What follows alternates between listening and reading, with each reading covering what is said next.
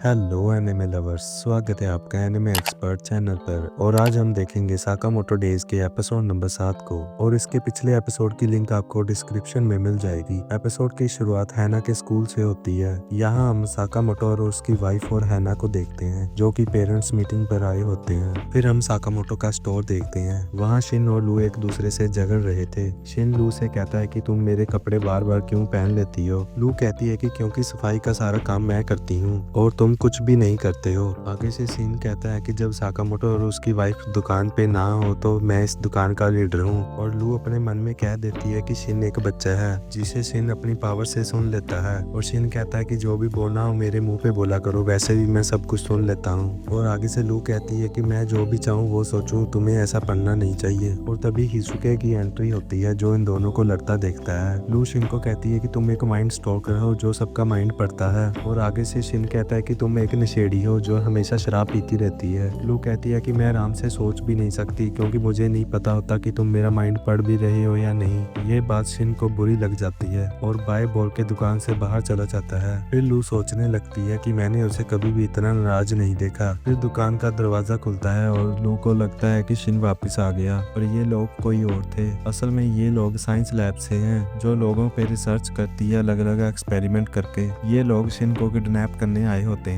क्योंकि शिन के पास mind read करने वाली पावर्स होती हैं जिस पर वो लोग रिसर्च करना चाहते थे। और लू ने शिन के कपड़े पहने थे और उस पर शिन का नेम टैग था जिनसे इन लोगों को लगता है कि ये शिन है और वह लू को किडनैप कर लेते हैं और उसे एक गाड़ी में डालकर चल पड़ते हैं। इस किडनैपर का नाम टानका होता है और इस गाड़ी चलाने वाले का नाम सेबा होता है। इनसे हमें पता लगता है कि शिन एक एक्सपेरिमेंट द्वारा पैदा किया गया था और इसीलिए शिन के पास माइंड रीडिंग वाली पावर्स हैं। और फिर हम शिन को देखते हैं जो वापस दुकान में आता है। वो आते ही बोलता है कि तुम मुझे सॉरी बोल दो, मैं तुम्हें माफ कर दूंगा। पर वो जैसे ही दुकान के अंदर देखता है वहाँ पर कोई भी नहीं था। वहाँ पर सिर्फ कुछ कांच के टुकड़े पड़े हुए थे। और तभी साकामोटो और उसकी फैमिली भी स्कूल से वापस आ जाती है। साकामोटो देखता है कि यहाँ कुछ तो गड़बड़ है और शिन से पूछता है कि क्या बात है। शिन उसे सारी बात बताता है कि क्या हुआ था और जब वह वापस आया तो लू गायब थी। फिर साकामोटो अपना मोबाइल निकालता है जिससे उसको लू की लोकेशन पता चल जाती है क्योंकि उसने सबके नेम टैग में एक ट्रैकर लगाया हुआ था। और तभी उस किडनैपर टानका को रियलाइज होता है कि ये असली शिन नहीं है क्योंकि वो तो लड़का था और ये एक लड़की है। तभी हम साकामोटो और शिन को देखते हैं जिनकी एंट्री एक धमाकेदार बाइक पे होती है। वो दोनों उस कार का पीछा करने लग पड़ते हैं और तभी किडनैपर भी असली शिन को देख लेता है और बोलता है कि हमें इसको किडनैप करना होगा। फिर वो अपने बंदों को अटैक करने के लिए भेजता है। शिन उसका माइंड रीड करके पता लगा लेता है कि ये लोग एक साइंस लैब से हैं। वो लोग शिन और साकामोटो पर अटैक करने लगते हैं जिसको साकामोटो एक लात मार के उड़ा देता है और शिन भी एक और आदमी को उड़ा देता है। फिर लास्ट आदमी को साकामोटो अपनी बाइक से स्टंट मारते हुए उड़ा देता है। फिर शिन उस वैन के ऊपर जंप मारता है। फिर वो किडनैपर अपने ड्राइवर को शिन से लड़ने को कहता है। फिर हम इस ड्राइवर वाले लड़के को देखते हैं, इसका नाम सेबा था।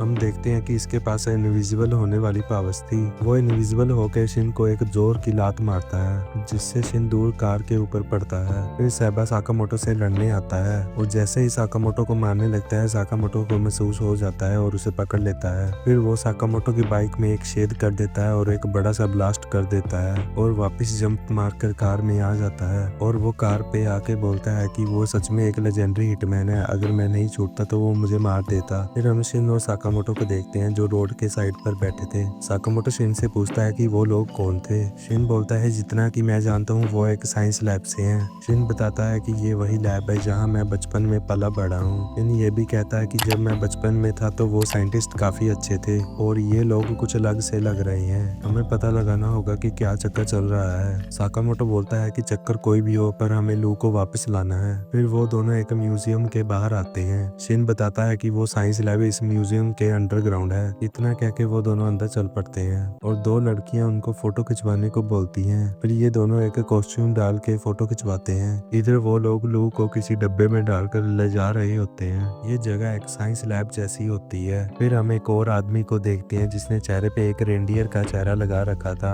ये भी शायद एक हंटर है। ये टानका को कहता है कि इसका हेयर कलर और जेंडर तो मैच नहीं कर रहा और टानका को वार्निंग देता है कि अगर तुमने झूठ बोला तो तुम्हारे लिए अच्छा नहीं होगा। फिर सेबा उसको सभी सच बता देता है। फिर वो रेंडियर वाला आदमी टानका को भी झूठ बोलने के लिए लू के साथ किडनैप करके भेज देता है और वो रेंडियर वाला वाला आदमी शिन को किडनैप करने का मिशन सैबा को सौंप देता है। साकामोटो और शिन को हम एक म्यूजियम के अंदर देखते हैं। यहाँ ये लोग साइंस लैब की एंट्रेंस ढूंढ रहे थे और तभी इनके सामने एक लिफ्ट आती है जिसमें पासवर्ड डालना होता है। जैसे ही शिन पासवर्ड डालता है तो वो पासवर्ड गलत होता है। गलत पासवर्ड होने की वजह से सिस्टम उन पे अटैक करने लगता है। यहाँ बालू शिन और साकामोटो के ऊपर अटैक करने लगते हैं जिनको वो लोग तोड़ देते हैं। जैसे ही वो लोग उनको हराते हैं तो सिस्टम फिर से उन पे अटैक करता है, लेकिन इस बार एक भालू की जगह डायनासोर उन पे अटैक करता है और साकामोटो एक मुक्का मार के इस डायनासोर को हरा देता है। फिर हम लैब का सीन देखते हैं। यहाँ पे किडनैपर साइंटिस्ट से जबरदस्ती काम करवा रहे होते हैं और जैसे ही किडनैपर साइंटिस्ट को मारने लगता है तो तभी साकामोटो पीछे से आके उसका हाथ पकड़ लेता है और शिन उसकी गर्दन तोड़ देता है और वो लोग शिन को पहचान जाते हैं और शिन उनसे पूछता है कि ये लीडर कहाँ है, जिस पर वो साइंटिस्ट कहता है कि सॉरी शिन, इस लैब को अब कुछ असैसिन्स कंट्रोल करते हैं और हमसे जबरदस्ती काम करवाते हैं और हमारे लीडर को किसी जेल में बंद कर दिया है। वो साइंटिस्ट बताता है कि कुछ 1 साल पहले ये असैसिन यहाँ आए थे। फिर हमें उस रेंडियर वाले आदमी का भी नाम पता चलता है। ये एक असैसिन होता है जिसका नाम काशिमा होता है। ये असैसिन से इनसे एक न्यू टेक्नोलॉजी बनवाना चाहते थे ताकि वो लोगों को मार सके। वो साइंटिस्ट बताता है कि काशिमा इस गैंग का लीडर है और उसके अंदर कुछ और भी आदमी काम करते हैं। फिर शिन और साकामोटो कहते हैं कि अगर हमें लू को ढूंढना है तो हमें सभी हिटमैन्स को मारना होगा। फिर यहाँ पर एक और असैसिन आता है जिसे देख के वो साइंटिस्ट शिन और साकामोटो को किसी अलमारी में छुपा देता है। फिर सीन शिफ्ट होता है और हम लू और उसके किडनैपर टानाका को जेल के अंदर देखते हैं और यहाँ हम एक और साइंटिस्ट को देखते हैं। शायद ये उन सब साइंटिस्ट का लीडर है जिसे उन असैसिन्स ने किडनैप कर लिया है। वो साइंटिस्ट अपनी इंट्रोडक्शन देता है और बोलता है कि मेरा नाम आसाकुरा है और मैं इस लैब का हेड रिसर्चर हूँ। इसके बाद सीन शिफ्ट होता है और हमें वही असैसिन को देखते हैं। वो देखता है कि किसी ने उनके एक आदमी को मार दिया था,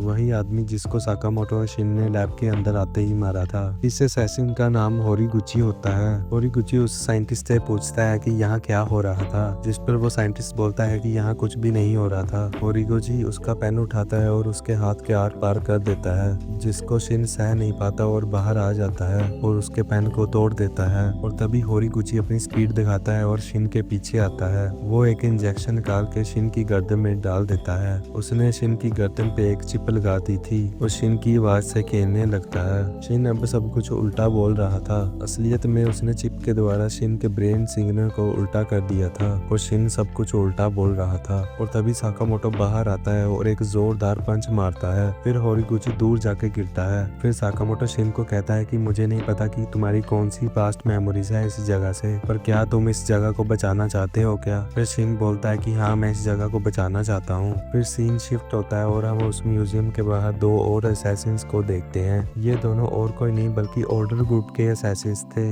इस लड़के का नाम शिशिबा और उस लड़की का नाम ओसारागी होता है। ये दोनों यहाँ कुछ इन्वेस्टिगेशन करने आए होते हैं और ये इन्फॉर्मेशन उन्हें नागुमो ने दी थी। और ये एपिसोड यहीं पे खत्म हो जाता है। अगर आपको वीडियो पसंद आई हो तो इसे लाइक और शेयर कीजिए और अगर आप हमारे एनिमे एक्सपर्ट चैनल पर पहली बार आए हैं तो इसे सब्सक्राइब करके बेल आइकन दबाना ना भूलें। और मैं मिलता हूँ आपको एक और जबरदस्त एपिसोड के साथ।